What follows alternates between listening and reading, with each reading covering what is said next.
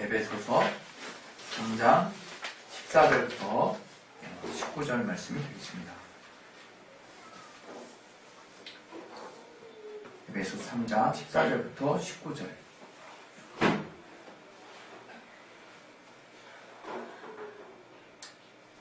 에베소서 3장 14절부터 19절. 우리 찾으셨으면 다같이 우리 합독하도록 하겠습니다. 시작. 이러함으로 내가 하늘과 땅에 있는 각 족속에게 이름을 주신 아버지 앞에 무릎을 꿇고 비노니 그 영광의 풍성을 따라 그의 성령으로 말미암아 너희 속사람을 능력으로 강건하게 하옵시며 믿음으로 말미암아 그리스도께서 너희 마음에 계시게 하옵시고 너희 사람 가운데서 뿌리가 박히고 토가 굳어져서 능히 모든 성도와 함께 지식이 넘치는 그리스도의 사랑을 알아 그 넓이와 길이와 높이와 깊이가 어떠함을 깨달아 하나님의 모든 충만하신 것으로 너희에게 충만하게 하시기를 구하노라. 아멘. 우리 시간에 하나님 우리에게 이 말씀 통해서 깨닫게 주실 것을 놓고 우리 예수 한 가지 기도하겠습니다. 예수여! 하나님 아버지 우리에게 깨닫게 해주시고 역사하여 주시옵소서. 아버지 하나님께서 우리 중에서 역사하시고 깨닫게 하시는 귀한 말씀을 우리가 들을 수 있도록 들을 길 얻어 주시고 또 마음을 열어주시고 아버지 도와 주시옵소서. 아버지 도와 주시옵소서. 아버지 도와 주시옵소서. 역사하신 주에 주시옵소서. 우리 모두에게 한 은혜로 감동되게 도와 주시옵소서. 예수 이름으로 기도했습니다. 아멘. 하나님은 우리에게 예수로 말미암는 은혜를 주신 분이십니다. 우리가 은혜에 대해서 더 이상 이제 헷갈리지 않으셨으면 좋겠어요. 은혜는 우리가 다양한 이름으로 또 세상에서도 우리가 부모님의 은혜라고 하는 또 우리 또 내용이 있기 때문에 여러 가지로 우리가 생각할 수 있어요. 그러나 기독교 신앙 안에서 은혜라고 말하는 것은 딱 정해져 있습니다. 그것은 하나님이 그 아들 예수를 우리에게 보내셔서 그 아들 예수를 다 우리의 죄를 사하시려고 십자가에 내어주셔서 그로 말미암아 우리가 얻은 그 속죄함으로 말미암아 하나님의 크신 사랑과 그분의 은혜를 우리는 딱 잘라서 은혜라고 얘기를 하는 거예요. 그래서 어떠한 면에서는 우리가 은혜 받았다 이렇게 말하고 하는 것이 조금은 좀 어색하게 느껴질 수 있어요. 네, 우리가 은혜가 크게 막 이렇게 다가오는 사람들에게 있어서. 그리고 이러한 하나님이 이미 2000년 전에 우리 인류를 위해서 자신을 다 내어놓으신 사랑을 다 쏟으셨다는 것을 지식적으로나마 아는 사람들도 은혜를 이미 2000년 전에 받았다고 그러는데 은혜를 또 받는다는 게 뭐지? 이렇게 생각할 수 있습니다. 근데 그런 궁금증이 일만해요. 정말 명확히 표현하면 우리가 은혜를 받았다고 하는 것 자체가 예수 그리스도의 은혜, 하나님이 그 아들 예수 그리스도를 통해서 우리에게 주신 은혜를 말하는 것이기 때문에 그렇습니다. 그래서 여러분이 기독교 신앙을 말할 때 이 은혜를 떼놓고는 어떠한 것도 사실은 설명하기 어려운 게 사실 기독교 신앙이고 또 신앙생활도 똑같습니다. 신앙생활도 이 하나님의 은혜를 떠나서 아무것도 설명될 수 없어요, 사실. 그래서 우리가 이 은혜만큼은 정말 내가 나를 위해서라도 철저하게 파고 파야 되는 것이 우리 기독교인의 어떻게 보면 수명이라고 생각합니다. 이 은혜는 우리를 지금 이곳에 있게 한 원동력이 되는 거예요. 이 은혜는 지금 우리를 교회로 모이게 한 원동력이 되는 겁니다. 제가 제가 회사에는 그리 오랜 경력을 갖고 있지 못하지만 또 우리 집사님들이나 우리 또 성도님들은 또 직장 생활을 저보다 또 많이 하셨을 줄로 믿어요. 그래서 그 직장 사회라는 것의 그 생태를 완전히 그냥 몸속까지 뼛속 깊이까지 아마 체험하실 줄로 압니다. 그래서 그 회사란 뭔가 하면 벌써부터 이렇게 식상한 분들도 있을 수 있고 그냥 소스라치는 분이 있을 수도 있고 이 좋은 마당에 직장 얘기를 왜 하냐고 이런 말을 또 하시는 분도 있을 수 있을 것 같아요. 그만큼 이 직장은 모르겠어요. 일부 어떤 소수에게는 만족하며 다니는 분들도 분명히 있으시겠지만 또 많은 분들은 만족도 있지만 더 많은 분량의 더 많은 부분에 있어서는 사실은 의무를 가지고 다니는, 의지를 써서 다니는 상당히 많은 내가 집중을 해서 다니는 그런 어떤 부분이 분명히 있을 것입니다. 그것은 우리도 아는 바와 같이 그 회사라는 곳이 최고의 이익을 창출을 목적으로 하는 곳이 회사이기 때문인 거죠.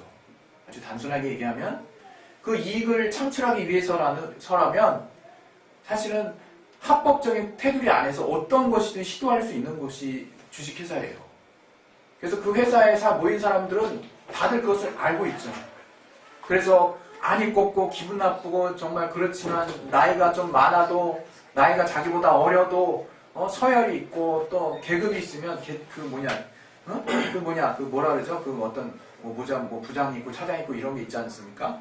그런 것에 그냥 내가 딱 순응하지 않습니까? 그 시스템, 그 조직의 체계 안에 내가 철저하게 어쨌든 순응을 하죠. 그러한 각각의 개인의 유일한 그 순응하는 이유의 가장 큰 이유는 재화를 창출하기 위한 거예요. 이익을 얻기 위한 거예요. 거기서 경제적인 이득을 얻기 위한 거예요. 물론 우리 그리스도인은 이 세상의 직장도 우리의 신앙의 영역 안에 포함되어 있기 때문에 이제 그렇게만 살 수는 없는 사람이 됐지만 그냥 가장 일상적인 의미에서 직장을 제가 표현을 이제 한 것입니다. 물론 제 말에 이의를 제기하는 사람이 있을 수도 있을 것 같아요. 왜냐하면 제가 직장을 3년 이상 다녀보지 않았기 때문에 그렇게 자세하게 알지는 못해요. 하지만 제가 일반적으로 알고 있는 지식 안에서는 어쨌든 직장이 갖고 있는 그 목적이라고 하는 것은 재화의 창출이죠. 그래서 그 이익이 창출되지 않으면 과감하게 인력도 감원하는 것이고 거기에는 인간성도 없는 것이고 어떻게 보면 이렇게 과거에는 명퇴가 많이 있었잖아요. 명예퇴직, 그리고 정년퇴직, 40대에 정말 퇴직하고 이런 것들이 얼마나 많았습니까? 그래서 그런 것을 소재로 한 또 이야기도 있었고 IMF 때 또 많은 분들이 많은 집안의 가장들이 또 일을 그만두셔야 되는 일도 있었지만 또 그렇게 되는 것들이 아주 냉철한 의미에서 회사가 이익을 위해서는 어떤 일도 할 수 있다는 거예요. 사실은 어떤 의미에서. 그렇기 때문에 그거를 감수하고 그걸 이미 예상하고 사실은 그 일에 내가 그 회사에서 쓸모있는 사람이 되기 위해서 부단히 노력하는 거 아니겠습니까? 얼마나 어떤 면을 보면 인간성이 참 없죠. 그러나 이제 회사도 변화가 시작이 돼서 오래전부터 이제 그 안에서 커뮤니티를 구성하고 문화를 구성하고 또 근데 저는 그렇게 생각해요. 그렇게 구성하는 이유도 결국에는 그렇게 해서 좀 인간성을 더 갖춘다는 게 근본적인 목적이 된다는 것보다도 대부분의 기업은 그것들을 통해서 또 이익을 더 극대화시킬 수 있는 그 요소가 인간의 그 내면적인 부분에 있다는 것, 또 인격적인 부분에 있다는 것을 깨달았기 때문에 기업인들이 또 그것들을 신경을 쓰는 거겠죠. 너무 제가 이렇게 이익관계로만 보는 건 아닌지 모르겠지만 저는 주식회사의 그 태생 자체가 그렇다라고 생각합니다. 그런데 교회는 완전히 다른 곳이거든요. 정말 완전히 다른 곳이죠. 이 직장과 또 이 회사와. 뭐냐? 엄밀히 말하면 교회는 우리랑 같은 사람이 단 한 명도 없는 곳이 교회입니다. 교회가 왜 교회가 됐느냐? 예수님의 은혜를 받은 사람들이 모여있는 곳이에요. 그야말로 다르게 표현하면 오합지졸인 거죠. 오합지졸. 커뮤니티는 유유상종이기라도 해요. 커뮤니티는. 그리고 우리가 흔히 아는 어떤 여러 가지 소모임, 그런 모임들은 내가 좋아서 하는 여러 가지 분명한 목적들이 있어요. 그런 면에서 교회도 내가 좋아서 지금 교회 나가는 거 아니겠냐 이렇게 표현할 수 있어요. 자원함이라는 것들 비슷한 부분이 있으니까. 그러나 교회는 먼저는 주님이 우리를 부르셨다는 거예요. 그리고 주님이 우리를 이해할 수 없는 하나님의 지식 안에 성령을 통해서 성령 안에 그 성령이 주시는 그 지식 안에 하나님의 은혜라는 것이 있어요. 그 은혜라고 하는 것들이 우리 안에 어느 순간 다가온 거예요. 어느 순간. 그래서 우리가 하나님과의 관계 안에서 그분 앞에 깊이 들어가다 보니까 나와 하나님만 있는 것이 아니라 나와 옆에 또 은혜 받은 자들이 있다는 것 뿐인 거예요. 그래서 그렇게 교회를 이제 이루다 보니까 그 교회는 사실 은혜를 빼면요 어떠한 목적과 동기도 없어져 버립니다. 그 은혜가 빠지면 어떠한 우리가 모여야 되는 특별한 이유도 상실이 돼버리는 것이 사실은 교회의 생태예요. 교회의 생태. 그래서 우리가 그 어떤 순간보다도 사실은 더 힘든 것이 그 하나님을 사랑한다는 것 빼고는 다 틀린 사람들이 모였으니 어떻겠습니까? 회사에서도요 면접시험이라는 걸 봐요. 면접시험을. 그 회사에 과연 합당한 인물인가를 뽑는 거죠. 그래서 어느 정도 그 목적에 부합하는 사람들이 모여 있어요. 그리고 또 내가 또 그 회사를 들어간다는 거는 그 목적에 상당한 의지를 쓴다는 걸 이미 인정하고 들어가는 거기 때문에 자연스럽게 동기부여가 됩니다. 그 회사의 어떤 창출하는 가치, 그 회사의 어떤 이익 창출이 근본 목적일지라도 어떠한 일을 통해서 이익을 창출하겠다 하는 것들을 어느 정도는 내가 받아들이고 들어가기 때문에 목적과 동기와 어떤 방향성이 같이 움직여질 수 있는 분명한 것들이 있다고 저는 생각합니다. 그러나 제가 이제 여태까지 뭐 그렇게 길게 한 목회는 아닐지라도 영혼을 상대하는 일만을 따졌을 때는 그래도 20년을 넘게 한 건데 이런 일을 계속 하면서 참 소모적인 싸움을 한다는 생각이 많이 들어요. 어떤 때는. 왜 이렇게 인간끼리 서로 싸우는 사람들끼리 모아가지고 왜 서로 사람들끼리 이렇게 안 만나는 사람들끼리 모여서 하나님은 교회라고 말씀하셨을까? 왜 하나님은 이렇게 굳이 이런 교회를 만들기 원하실까? 라는 생각을 했을 때 제가 뭐 하나를 또 크게 하나 놓친 게 있다는 생각을 며칠 전에 번쩍 했습니다. 그래서 부랴부랴 그 생각을 정리해서 저도 이번 주에 좀 몸이 좀 많이 안 좋아서 그걸 좀 이렇게 수집하기가 좀 쉽진 않았지만 그걸 가지고 여러분과 좀 나누려고 하는 것이에요. 다른 게 아니라 알고 보니까 교회가 제일 중요한 것이 하나님의 은혜였다는 거죠. 하나님의 은혜. 하나님의 은혜가 무엇이냐? 나를 이 교회에 있게 하는 원동력인 거예요. 하나님의 은혜가 무엇이냐? 내가 다른 것들을 다 용납할 수 있게 하는 원동력이 되는 것이죠. 오늘 같이 나눴던 이 에베소서 3장 14절부터 19절의 내용을 보면 바울이 에베소 교인들에게 간절히 무릎 꿇고 이제 비는 내용들이 나오는 거예요. 거기서 첫 번째 내용이 뭐였냐면 16절에 하나님의 영광의 풍성함을 내가 알고 그 풍성을 따라서 내가 그의 성령으로 말미암아 너희 속사람이 강건하게 되기를 원한다. 이렇게 먼저 기도를 해요. 이게 사실은 우리를 움직이는 가장 중심되는 바탕이 되는 거거든요. 우리가 세상에서도 똑같죠. 우리 마음이 움직이지 않으면 도무지 아무것도 하고 싶지 않은 거예요.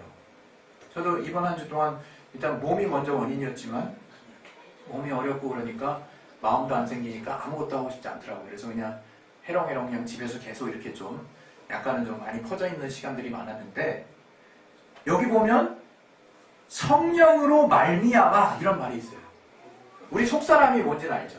우리 속사람.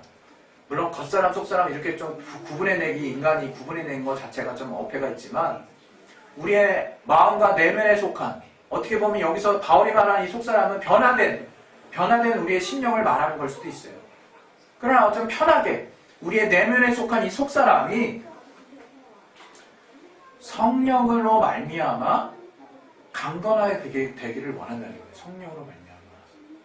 우리의 속사람이 강건하게 되는 유일한 길은 성령으로 말미암는 길밖에 없는 거예요. 우리가 성령 충만하게 해달라고 기도하죠. 성령 충만해. 밑도 끝도 없이 우리가 신앙이 어렸을 때 막 밑도 끝도 없이 성령 충만해. 그게 뭔지도 잘 모르면서 그 성령 충만하는 게 진짜 뭔 뜻인지도 모르면서 막 그냥 뜨겁게 기도했던 적이 있었던 것 같아요. 근데 그랬을 때 하나님이 여지없이 우리에게 알게 해주셨던 건 무엇이냐? 바로 하나님이 어떠한 분인가를 인격적으로 체험하게 해주셨다는 거예요. 인격적으로. 우리가 하나님을 지식적으로 아는 것과 인격적으로 아는 것은 완전히 다른 문제예요. 정말 우리가 세상에서도 사람을 대할 때 알잖아요. 이 사람이 지금 자기 지식을 가지고 나를 누르려고 하는 사람인지 이 사람이 자기의 어떤 경륜과 어쨌든 지식이 많은 사람이지만 나를 인격적으로 대하려고 하는 사람인지 그 사람의 말투를 통해서 느껴지죠. 그 사람이 말하는 것을 통해서 느껴지잖아요.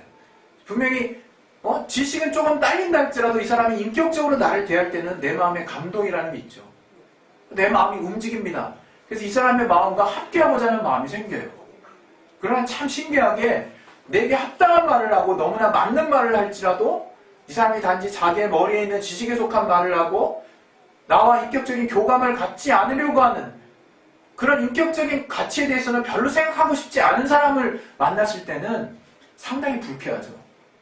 이 사람이 하는 말이 정말 토시 하나 틀리지 않고 다 맞는다고 할지라도 내가 이 사람을 받아들이기 힘듭니다. 인정하고 싶지도 않아져요. 그냥 멀리하고 싶죠. 똑같은 거예요. 우리 하나님의 은혜도 머리로 아는 거는 아무런 의미가 없는 거죠.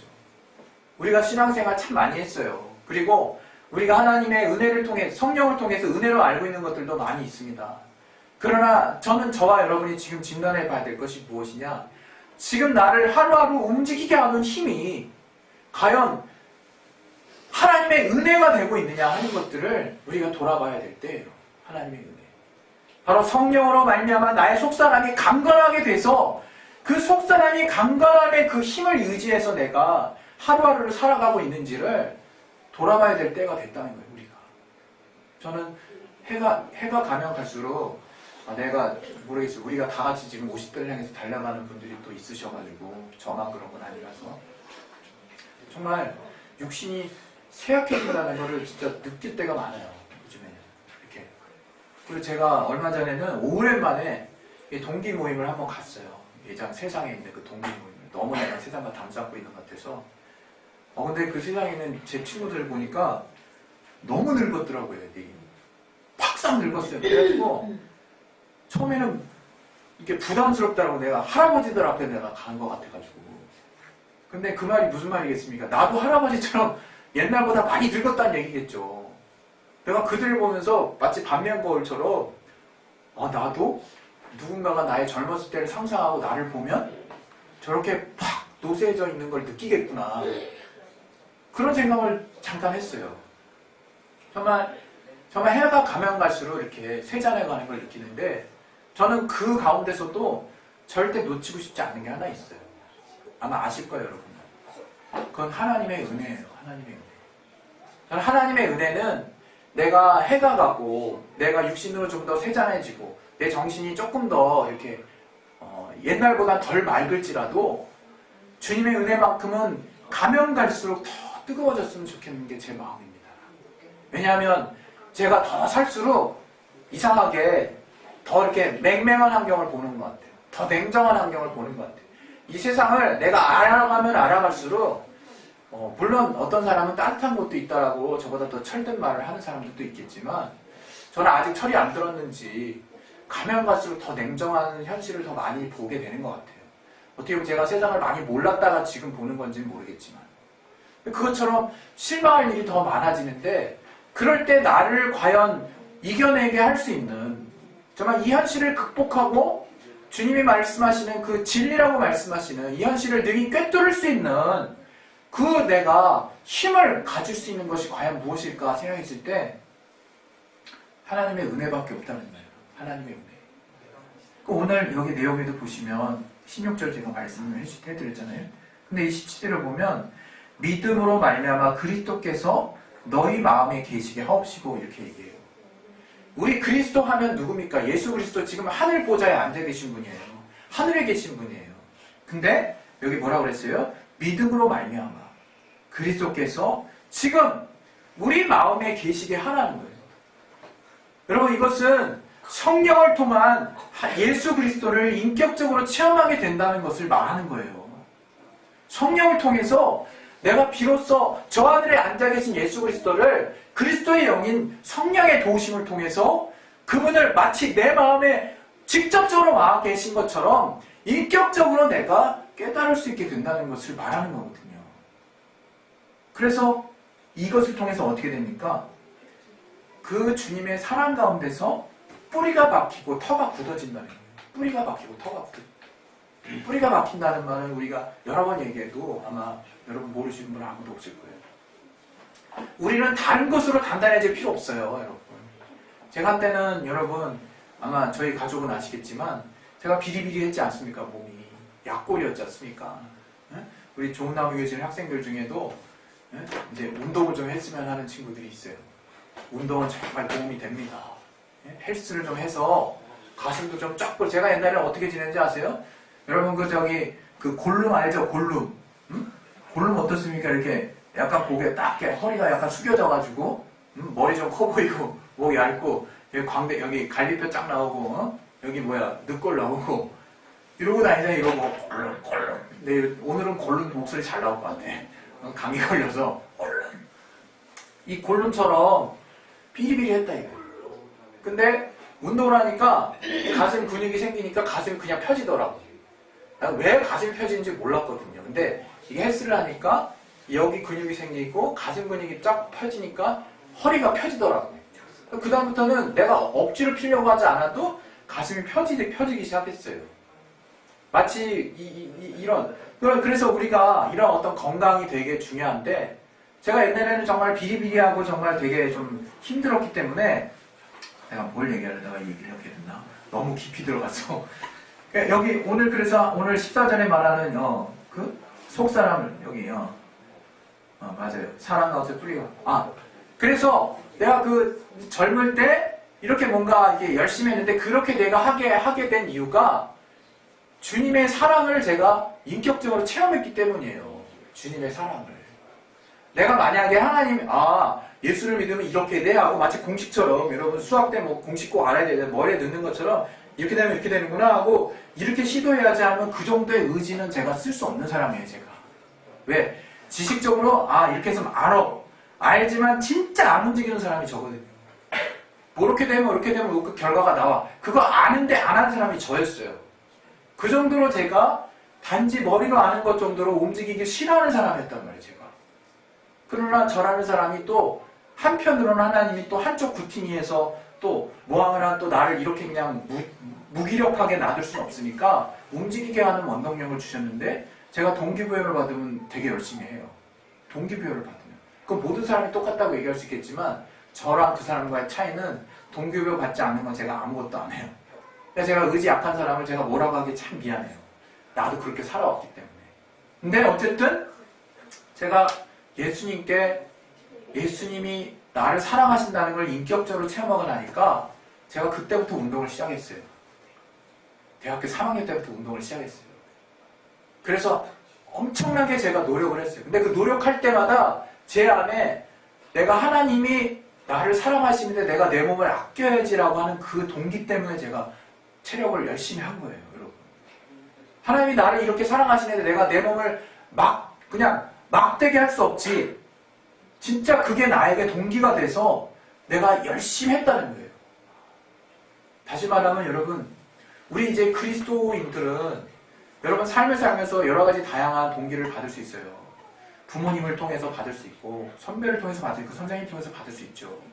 그러나 그것보다 가장 우선해서 우리가 예수를 믿는 자, 그리스도의 사랑을 아는 자라면 부인할 수 없는 확실한 여러분 동기가 있어야 돼요. 그것은 뭐냐? 바로 하나님의 사랑이에요. 하나님의 사랑. 하나님의 은혜예요. 하나님의 은혜. 저는 얼마 전에 어떤 분과 만나서 이제 상담을 해드린 적이 있는데 그분의 고민이 뭐였냐면 자기는 지금 하나님의 은혜가 뭔지 모르겠다는 거예요. 자기는 이런 상태로 계속 신앙생활을 했다가 자기 지옥 가는 거 아니냐고 이런 얘기를 하시더라고요. 제가 그랬어요, 그분에게. 사실 하나님의 사랑은 지금 당신께서 지금 얘기하는 것처럼 뭔가 깨달아지지 않는다고 해서 그 사랑이 끊어진 건 아니다.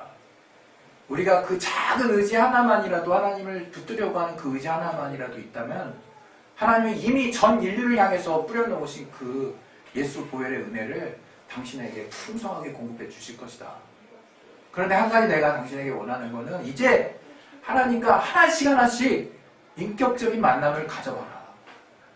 그 인격적인 만남이 뭔지 모른다면 먼저 기도를 통해서 애처럼 내가 그 범주조차도 가늠할 수 없다면 아무거나 하나님 앞에 애처럼 매달려보고 기도해보고 또 이해할 수 없다면 왜 그러냐고 따져도 보고 하나님과 보이지 않는 그 하나님과 대화를 시도해봐라. 그럼 과연 하나님이 당신에게 어떻게 역사하는지를 당신에게 인격적으로 어떻게 보듬어 주시는지를 하나님이 이제 하나씩 알게 해주실 것이다. 제가 그런 얘기를 해드린 적이 있어요.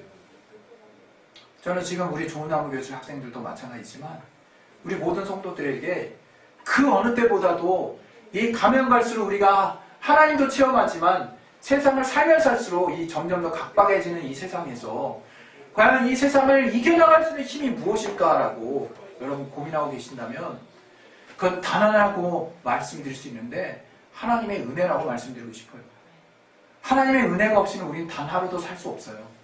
정말 하나님이 우리에게 은혜 주신다는 생각을 하지 않고는 내가 정말 그 어떤 것도 소망이 아무것도 없구나라고 생각될 때도 있을 거예요. 예, 그 생각 많이 한 사람은 거기까지 갑니다, 진짜.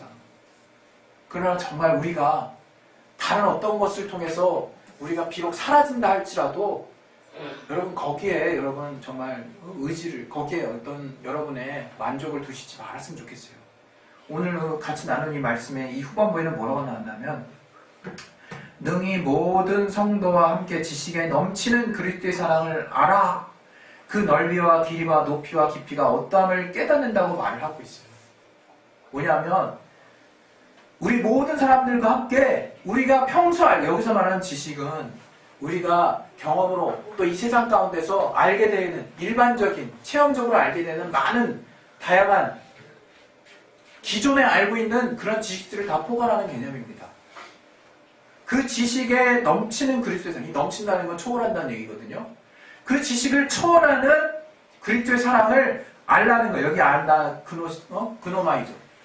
바로 결혼한 것과 같이 확실하게 체험하는 그리스도의 사랑을 알게 되면 그 넓이와 길이와 높이와 깊이가 어떠한지를 우리가 깨닫게 된다는 거예요. 그래서 하나님이 우리를 얼마만큼 충만하게 우리를 그분의 사랑으로 채워주셨는지를 내가 깨닫기 때문에 그 충만함으로 내가 다른 사람을 충만하게 할 수 있다는 거예요. 바울은 지금 그러한 충만함으로 그 에베소 교인들에게 그러한 충만이 너희들에게 있기를 간절히 원하는 마음으로 지금 기도하고 있는 거예요. 여러분 하나님의 은혜 우리가 말로만 그냥 은혜 받아서 이렇게 쉽게 감상하고 또 이렇게 뭔가 순간 깨달았다고 느끼는 만한 그런 내용이 아닙니다. 우리가 은혜를 파고 또 파야 돼요. 여러분 제가 어떤 영화를 봤는데 그 서구시대에 어떤 노인이 이렇게 금광을 파나 봐요. 근데 시냇물이 흐르는데 이 사금 이렇게 쭉 건져내는 이렇게 넓적한 그릇 있잖아요. 거기다가 막 돌리는 거야. 그랬더니 약간 사금 노랗게 좀 있어. 그랬더니 또 저쪽 냇물 가서 또 모래를 막 돌려. 좀 많어. 또 저쪽 갔더니 또 좀 더 적어. 다시 완전히 반대로 내려가서 또 했더니 아까 좀 많은 것보다 더 많어. 그러니까 점점 그 범위를 좁혀요. 그래서 딱 했더니 어느 시냇물 구간에 이렇게 금이 많이 있다는 거를 딱 이 사람이 파악한 거야. 거기를 이제 말뚝 같은 걸 박아놓더라고. 그 다음부터 했던 일이 뭔지 아십니까? 그 사람이? 그 시냇물이는 그 옆에 알고 보니까 시냇물에 왜 사금이 그 금이 있냐면 그 옆에 있는 토지로부터 금이 이렇게 흘러내리는 거예요. 거기 말뚝을 박은 거야. 그 지역부터 그 사람이 했던 일이 뭐겠습니까? 땅 파기 시작하더라고요. 땅 파기. 땅을 거기부터 계속 파는 거야. 근데 땅을 한 80cm, 한 1m가량 파더라고요. 쭉 판 다음에 거기서 쪼매난 금덩이를 발견해. 그리고 거기 파다 말고 또 조금 올라가서 또 파. 근데 거기는 금덩이가 한 3개가 나와. 그러니까 반대로 또 가서 또 파. 아까 시냇물을 거기 금 많이 먹었던 주변이요. 거기서 파니까 거기는 갑자기 금이 한 7덩이가 나와. 그러니까 그 사람이 다른 거 다 제껴놓고 그 7덩이 나온 주변을 중심으로 반경 한 3m 주변을 1m 간격으로 다 파더라고요. 그렇게 그 사람 며칠 동안 파더라고요. 서부 얘기인데. 그러고 나서 보니까 금덩이 큰 거 하나 나오더라고요. 1m 깊이 파면서. 물론 이야기죠. 근데 옛날 서부시대 이제 그 광산이 있으면 이렇게 그런 식으로 이제 금을 이렇게 캐는 사람들이 있었나 봐요. 어느 사람들의 삶 중에서. 제가 그걸 보면서 그 당시에는 아무렇지도 않게 생각했는데, 이게 밭에 가면 지금 보아 생각이 딱 나더라고요. 보아 찾는 것도 이렇게 어렵게 찾는데, 우린 이미 보아를 찾아서 감추고 있잖아요. 이제 우리가 해야 될 일이 뭐냐? 계속 그 보아를 파서 그 정말 마치 묻혀있는 금을 발견하는 모습처럼 그 보아가 얼마나 큰 규모, 얼마나 정말 엄청난 규모로 나를 풍성하게 할 수 있으며 이 삶을 넉넉히 이길 수 있으며 내가 얼마나 그 압도적인 은혜를 통해서 주변을 내가 평정할 수 있고 나를 평안케 할 수 있는지를 이제 체험해가기 위해서 계속 그런 은혜의 깊이 안에 들어가고자 하는 강렬한 의지와 노력이 절대적으로 필요하다는 거예요. 그러나 교회는 지금 딴 데로 가고 있어요. 교회는 지금 외식의 노력이 너무 커졌어요. 교회 모양만 갖추고 있죠.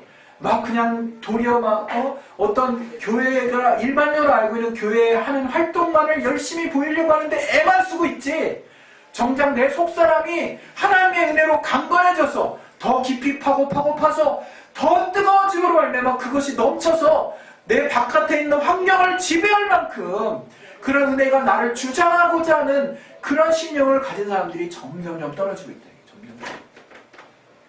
그게 정말 우리에게 있어서 큰 문제입니다. 바울은 지금 이 이야기를 하는 거예요. 그 이름을 주신 아버지 앞에 무릎 꿇고 빌면서 에베소 교인들에게 간절하게 기도하는 것은 정말 너희들이 일반적으로 알고 있는 지식에 넘치는 그리스도의 사랑이 있다. 그 길이와 넓이와 깊이와 높이를 너희는 계속해서 알고 깨달아 가야 된다. 그리고 그렇게 알게 된 풍성함을 결국에는 다른 이들에게 전하게 될 것이다. 그것은 너의 삶을 변하게 하게 될 것이다 라고 우리에게 강력하게 주장하고 있는 것입니다. 오늘 저와 여러분이 우리 어린 친구들 포함해서 저는 이런 하나님의 사랑의 깊이를 체험하길 원해요.